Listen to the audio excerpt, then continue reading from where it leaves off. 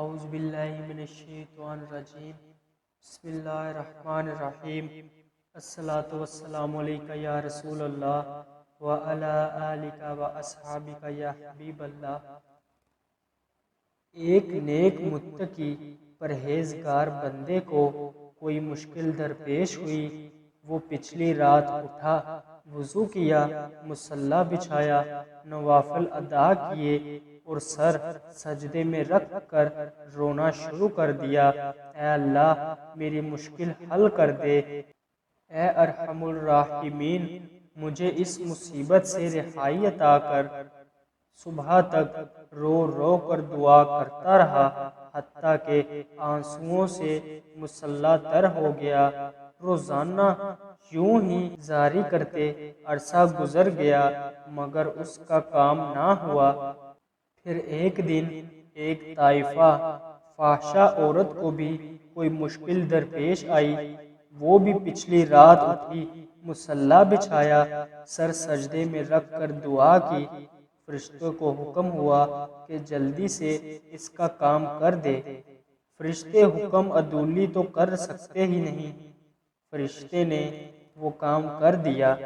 بعد میں فرشتے نے عرض کیا، یا اللہ، کوئی شکوہ شکایت نہیں، کوئی اعتراض نہیں، صرف سمجھنے کے لیے عرض کرنا چاہتا ہوں۔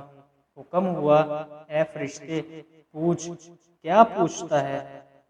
عرض کیا، یا اللہ، تیرا فلاں بندہ متقی پرہیزگار، تیرا فرما بردار بندہ روزانہ روتا گڑ گڑاتا ہے، زاری کرتا ہے، اس کی معمولی سی مشکل وہ تو حل نہیں ہوتی، اور یہ طائفہ پلید عورت، اس نے ایک ہی دن دعا مانگی تو فوراً حکم ہوا کہ اس کا کام کرو۔ ایسا کیوں؟ اس پر اللہ تعالیٰ نے فرمایا، اے فرشتے، یہ بتا کہ اگر اس بندے کا کام ہو جائے تو یہ پھر آئے گا اور سجدے میں سر رکھ کر گریہ زاری کرے گا؟ فرشتے نے عرض کی، یا اللہ، یہ پھر کیوں آئے گا؟ اس لیے تو یہ روتا زاری کرتا ہے کہ اس کا کام ہو جائے۔ کام ہونے کے بعد یہ زاری نہیں کرے گا۔ اللہ تعالیٰ نے فرمایا، اے فرشتے، اس کو لگا رہنے دو، جب یہ روتا ہے مجھے بڑا ہی پیارا لگتا ہے، اس کو رہنے دو، اس کا حساب کتاب قیامت کے دن کر لیں گے۔ اور اے فرشتے، یہ بتا کہ اگر اس پلید عورت کا آج کام نہ ہوتا تو کل پھر میرے دربار آتی یا نہ؟ عرض کیا، یا اللہ، کیوں نہ آتی؟ فرمایا، اس گندی عورت کو گندی دنیا دے دو تاکہ وہ دوبارہ میرے دربار نہ آئے۔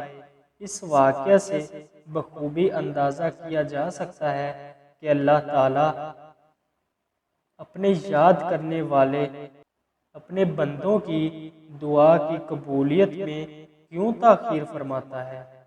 حدیث پاک میں بھی ہے، جب اللہ تعالیٰ اپنے کسی بندے کو محبوب بنا لیتا ہے تو اس کو آزمائش میں ڈال دیتا ہے تاکہ اس کا رونا، اس کی گریہ زاری سنے۔ نیز حدیث پاک میں ہے، جب کوئی اللہ تعالیٰ کا پیارا بندہ دعا مانگتا ہے تو جبرائیل علیہ السلام دربار الہی میں عرض کرتے ہیں، یا اللہ، یہ تیرا بندہ تجھ سے مانگ رہا ہے۔ تو حکم ہوتا ہے، اے جبریل، ٹھہر جا، ابھی اس کو نہ دو تاکہ پھر مانگے، کیونکہ مجھے اس کی آواز بڑی پیاری لگتی ہے۔ اور جب کوئی بدکار دعا مانگتا ہے تو حکم ہوتا ہے کہ اے فرشتوں، اس کی مراد اس کو جلدی دو تاکہ پھر نہ مانگے، کیونکہ مجھے اس کی آواز اچھی نہیں لگتی۔